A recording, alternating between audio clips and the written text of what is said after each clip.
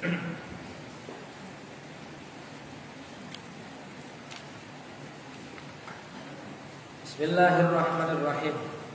Qala al-mu'allif rahimahullahu ta'ala wa nafa'ana bihi wa bi 'ulumihi fid dharain. At-tasi'u as-sujudu marratayn.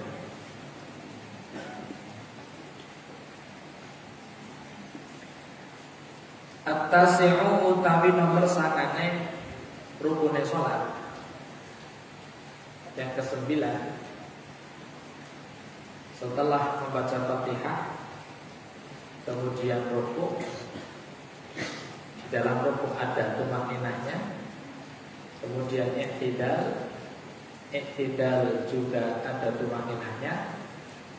Setelah iktidal kemudian apa? Sujud. Nah ini rukun yang ke-9. Iku as-sujudu iku sujud marrataini kelawan rohambalan. Sujud dalam sholat dilakukan dalam satu rakaat dilakukan 2 kali. Yang diselingi atau disela-selani dengan duduk atau julus bainas sajdatain. Sujud termasuk daripada apa? Rukunnya sholat.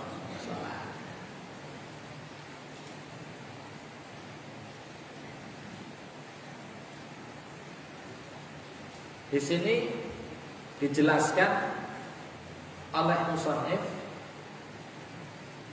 tentang syarat-syaratnya sujud yang semuanya terangkum di dalam matanya sendiri, yaitu yang pertama bi'ayyadha'a jabhatahu, bi'ayyadha'a kelawan yang toh nyelehaken meletakkan sapa wong jabhatahu ing batuke wong ai ba'dal jabhah. Jadi sujud menggunakan apa? Jabhah. Ini jabhah. Yang penting jabhah tengah atau pinggir. Yang penting juz daripada jabhah menempel di tempat sujud, di musholanya.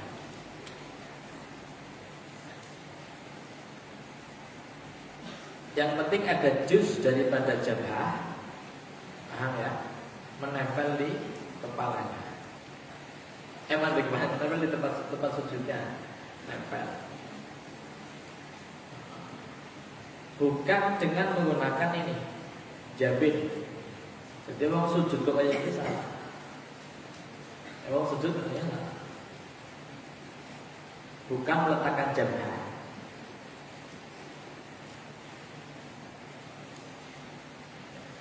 Atau kadang-kadang bocah cilik sujud, bocah cilik apa? Mana yang diletakkan sudah anak kecil? Menggunakan apa? Nasiyahnya.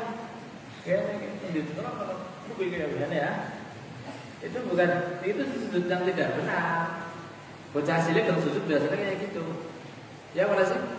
Mana sujudnya apa namanya?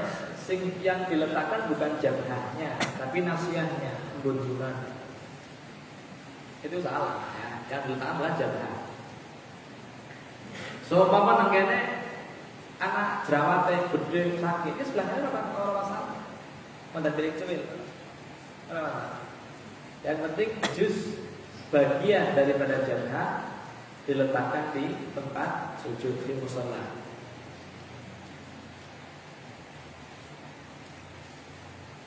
Bukan sini, bukan ya. Ini bukan termasuk jabhah. Jadi sujud menggunakan pilingan jabin tidak sah. Karena ngopipi. Ya udah berarti.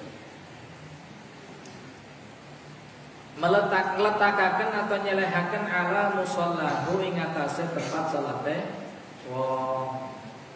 Ai maudhi'i sujudihi, artinya musholah adalah tempat sujudnya orang tersebut. Maksyufatan hale dibuka, artinya jabahnya jabah yang dibuka, bukan jabah. Jadi gini loh ya. Sekarang gini, anggota sujud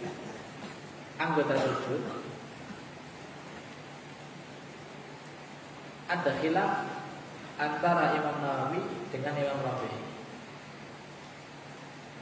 Al-Imam Nawawi mengatakan bahwa anggota sujud ada 7. Ada 7. 2 telapak tangan, 2 lutut, 2 muqaddamur rijlain atau driji, kemudian jabah. Itu 7 anggota apa? Sujud. Jelas ya? Menurut pendapat Imam An-Nawawi. Sedangkan Imam Rafi'i berpendapat bahwa anggota sujud hanya 1, yaitu jabah. Ketika seseorang sujud yang diletakkan hanya jabahnya saja, sholatnya sah. Menurut Imam Ar-Rafi'i. Jelas ya? Ketika difatwakan, yang dijadikan rujukan fatwa Imam Nawawi. Tapi qaulnya Imam Rafi'i juga qaul yang kuat. Melihat daripada keagungan Imam Rafi'i, beliau seorang imam azim. Untuk amal sendiri nggak masalah. Jadi anggar amal sholat sampai orang sholat kok seumpama sikile gantung aja disalahkan. Jangan disalahkan. Itu rasa sih bisa ada sikile gantung. Imam Rafi'i mengatakan boleh karena anggota sujud yang wajib diletakkan hanya 1, jabah saja. Jelas ya? Karena bocah kan dong sembayangan ya, sikile gantung. Ya udah sih, kadang-kadang itu seperti itu. Imam Nawawi tidak sah, tapi sah indal Imam Rafi'i. Kita lihat dalam matan minhajnya disebutkan seperti itu. Nah, kita ikut qaulnya Imam Nawawi yang pertama ya, yang pertama. Dua-duanya qaul yang kuat. Artinya kok kemudian tidak menjadikan qaul yang Rafi'i qaul yang dhaif lah. Artinya kita tidak boleh memperbandingkan para ulama dengan merendahkan salah satu mereka, nggak boleh. Ente siapa sih? Berani merendahkan para ulama? Paham ya? Artinya seperti itu. Ketika kita mengikuti pendapat yang muktamad yang dijadikan pegangan untuk berfatwa, yaitu pendapatnya Imam Nawawi, 7 anggota ini yang wajib dibuka hanya 1, yaitu jabah. Selain 7 anggota ini tidak wajib dibuka. Bahkan kalau seumpama membuka lutut bagian dalam, sing la yatimul wajib illa bihi fa wajib, maka salatnya batal karena buka apa? Aurat. Lutut bukan aurat, tapi minbab malah yatimul wajib illa bihi fa wajib. Menutup aurat tidak akan sempurna kecuali dengan menutup lutut, maka menjadikan lutut wajib ditutup. Untuk anggota yang lain tertutup masalah, tidak masalah. Kayak sholatnya kaos kaki tidak masalah. Artinya meletakkan jari-jarinya dengan ada penutupnya nggak masalah. Atau kaos tangan nggak masalah. Yang wajib dibuka adalah ini. Jadi nggak ada lagi ngumpet nanggo koyo. Pas sholat bukan dikit koyo. Tidak, karena wajib dibuka. Wajib dibuka. Meskipun secuil wis dibuka secuil wis. Yang penting ada anggota jabah yang diletakkan di tempat sujud. Tidak semuanya. Orang wajib itu apa? Ba'dan saja. Kalau tak ini apa tengah atau pinggir apa. Jelas ya? Jadi maksyufatan halnya dibuka. Jabahnya dibuka. Yang untuk bersujud, maksudnya yang untuk yang akan disujudkan itu dibuka. Jadi semua pas sudah sebelah ini dibuka sebelah ini. Nah, koyone full dibuka secuil, koyo sebelah ini nggak sujud ya dibuka. Itu syarat yang pertama. Jadi syaratnya sujud adalah sujud menggunakan apa? Jabhah. Artinya jabhah ini jabhah. Ya apa sih artinya? kening ya, kening wajib diletakkan di tempat sujud. Musholla itu tempat sujud maksudnya, dengan terbuka. Itu syarat pertama. Yang kedua, wa mutasaqilan lan hale wong kang metelaken biha kelawan jabhah. Artinya ketika sujud jangan ditahan, jangan ngambang. Artinya mutahamil itu bukan kok di ngomong lagi orang. Yang penting ketika seorang sujud itu sudah dilepas, dilepas semua bebannya sudah. Jangan ditahan-tahan aja dulu. Enggak, karena mutahamil. Iya.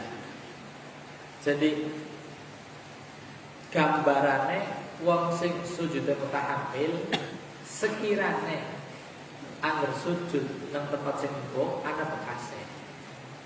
Ana bekase ngoten betong si cuil. Itu surahnya apa? Mutahamil.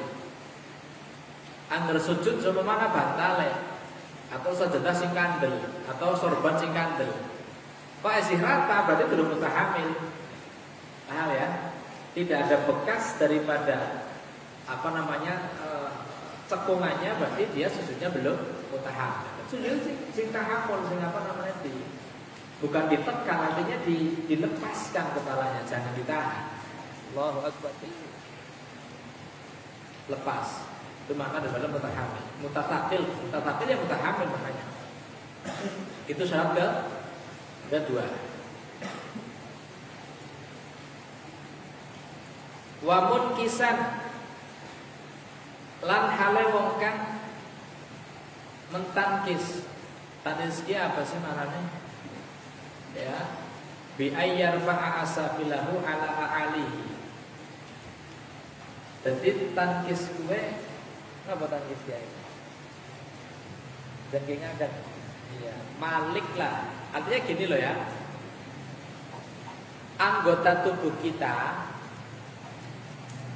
kepala kan di atas. Kepala di atas. Sedangkan pantat itu kan di bawah. Ya kan? Kan ini kita di atas. Ketika sujud balik, menjadikan pantat yang tinggi, kepala yang rendah. Jelas ya? Itu namanya tankis. Jadi maksudnya kayak gini. Sing asalnya dulu dari misal, sing dari dulu. Nah, seperti ini. Itu tankis. Junggelakan lah atau junggelakan nggih? Ya, jadi wong sing junggelakan seperti itu. Artinya gini, dalam sujud satu tidak boleh rata. Antara pantat dengan kepala tidak boleh apa? Rata, itu yang pertama. Yang kedua, tidak boleh kepala lebih tinggi daripada pantat, nggak boleh. Jadi wong sujud nang tangga ora ono. Ya, jadi salat nang tangga. Iki tangga. Tangga nisa, awaken jagoan tangga itu dengkul nggak boleh. Kenapa? Karena posisi sujudnya lebih tinggi kepala daripada bagian belakang. Nggak boleh. Jadi harus boleh kalau memang bisa. Artinya gini, anak wong sholat, ini kan tangga ya, tangga kan tinggi. Nah, posisi kan lebih lebih tinggi ini kan. Boleh kalau memang bisa sujudnya ditangkis. Dalam arti anggota kepala lebih rendah daripada anggota yang di belakang. Bisa ora? Bisa ora? Hah? Jadi pribadi caranya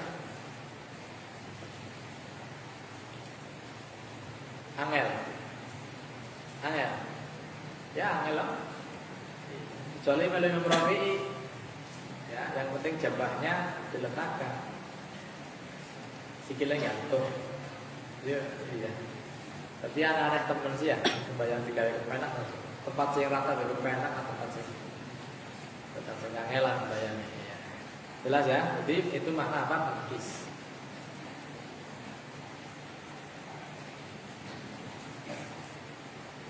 Kecuali ada uzur.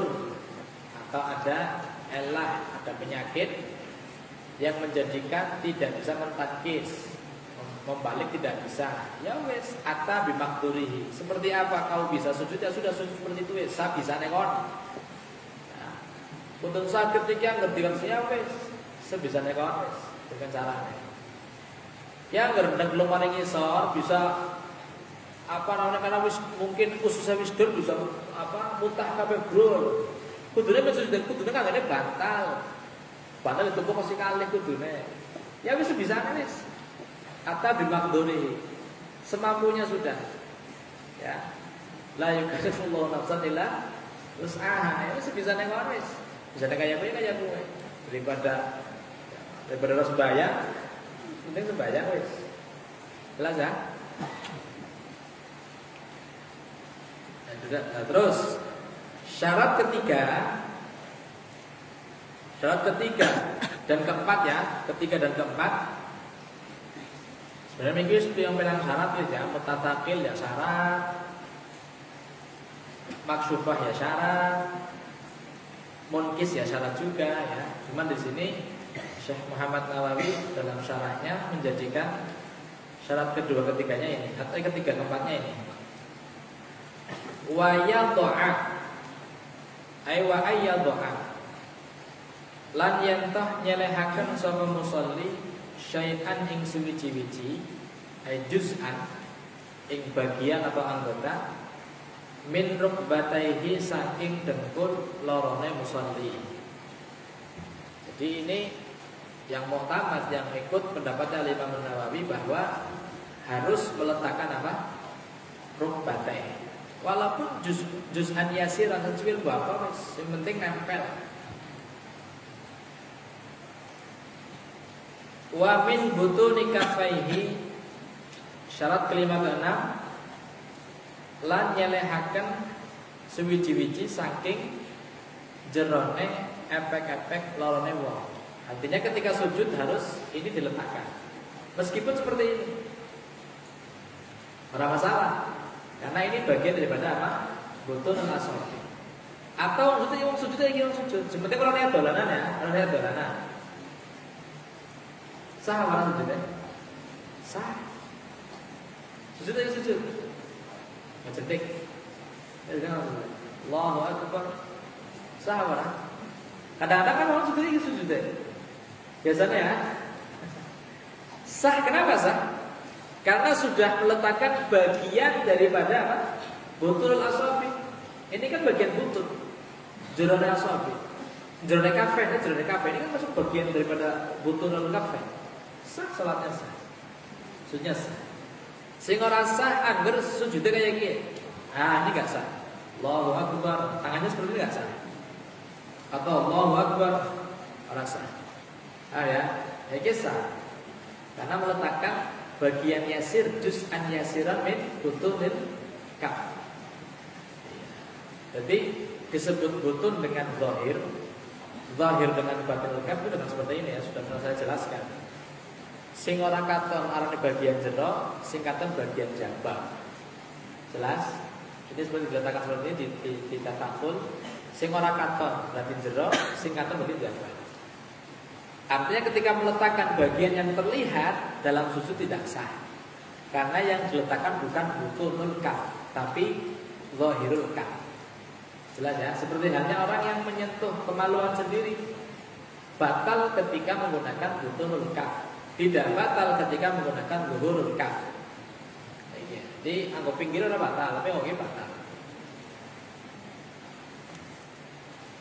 Itu syarat ke 5 dan ke-6 ya, meletakkan bagian daripada butunul kaf, anggota kafain, telapak tangan yang di dalamnya.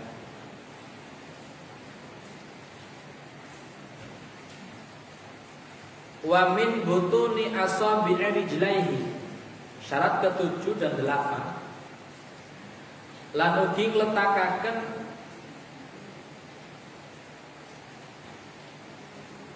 suwiji-wiji saking jerone apa? piro-piro driji sikil lorone wong. Jadi termasuk bagian daripada anggota sujud adalah apa? Botonu asabi'i rijlai. Jerone apa namanya? Driji sikile wong. Jadi dipedal seperti ini. Pedal. Drijine dipedal sikile. Jadi ada yang kira berat dadi angger wong salat, kok kemudian sujudnya seperti ini, lembrek, seperti ini, itu tidak sah. Kenapa tidak sah? Karena tidak meletakkan bagian dalam daripada asabi'ir rijlain. Ketika ikut pendapatnya Imam Nawawi yang muktamad. Tapi kalau pendapatnya Imam Rafi'i ya sah-sah saja.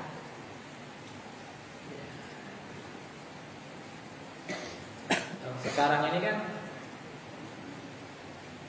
wong gelem salat wis untung ya kita. Ya. Wong gelem terus apa? Terus untung.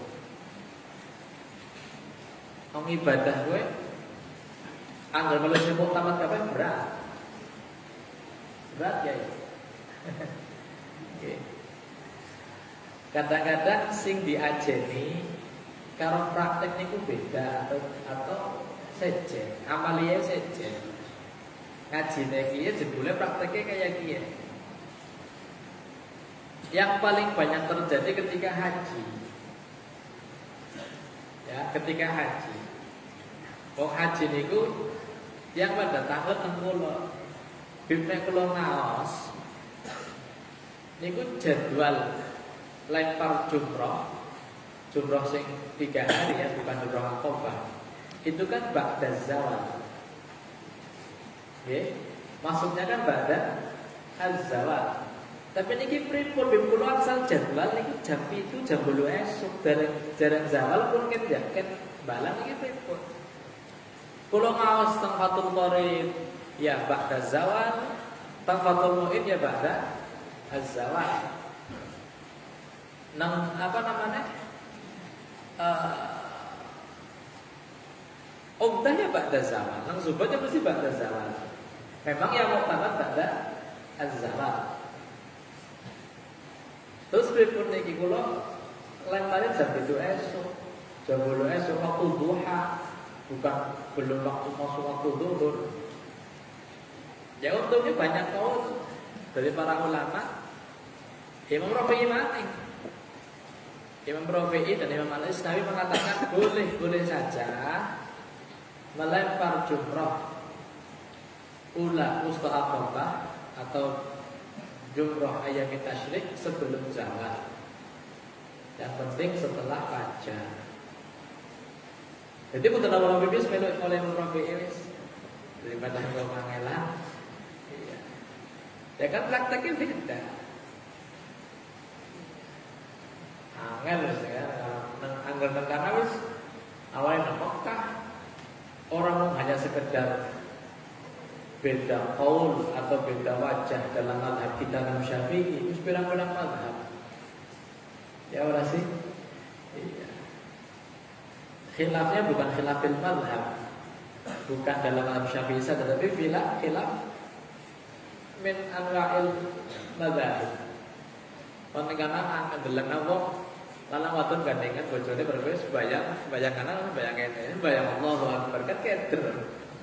Ya sing hotel gandengan lanang wadon gandengan ke anjuk apa masjid bayang langsung Allahu Akbar. Bayangnya kudungannya bisa berangkat. Ya wes sering kali waktu dengar. Tawaf ya. Tangannya pada katon. Kudungnya kadang-kadang susah ramene, kupingnya katon. Bedanya mazhab pirang-pirang mazhab ya.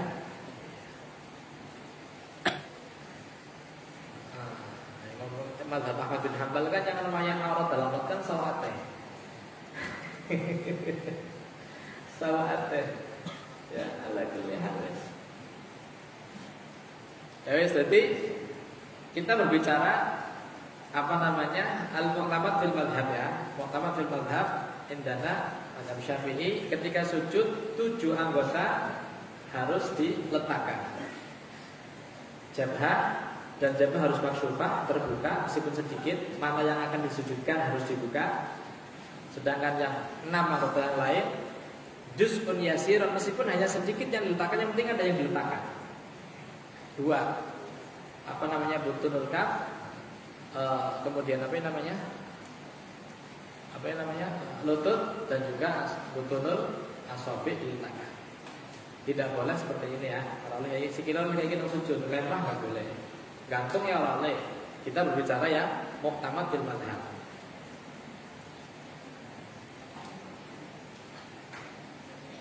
Itu yang ke syarat yang keberapa? Yang ke-6 dan ke-5 dan ke-6. Ketujuh 8 ya, 8.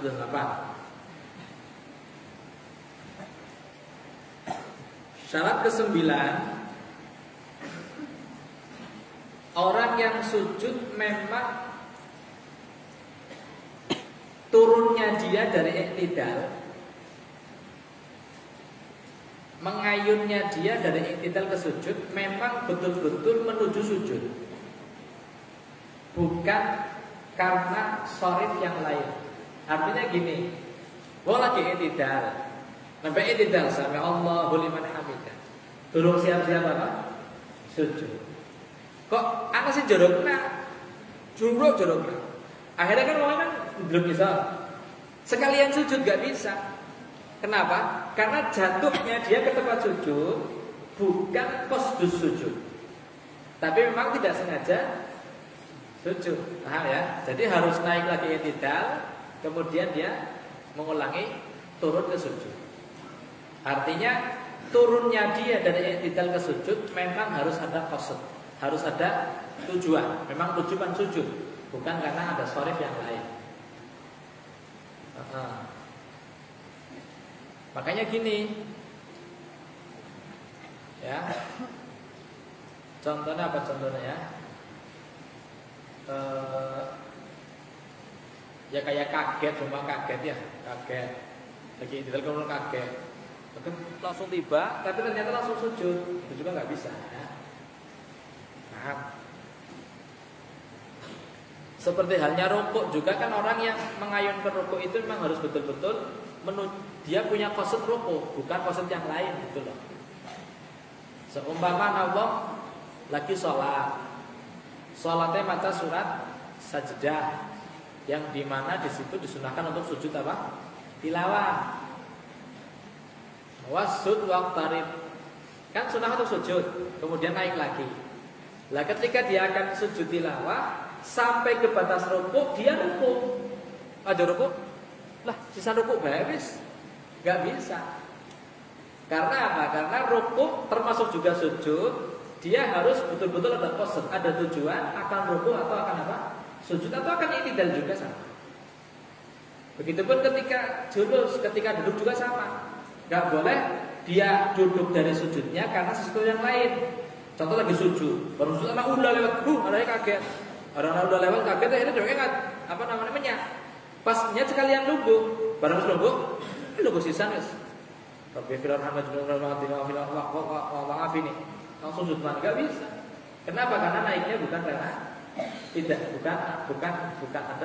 ada qasd qasd julus. Jadi harus ada qasd ya. Iya.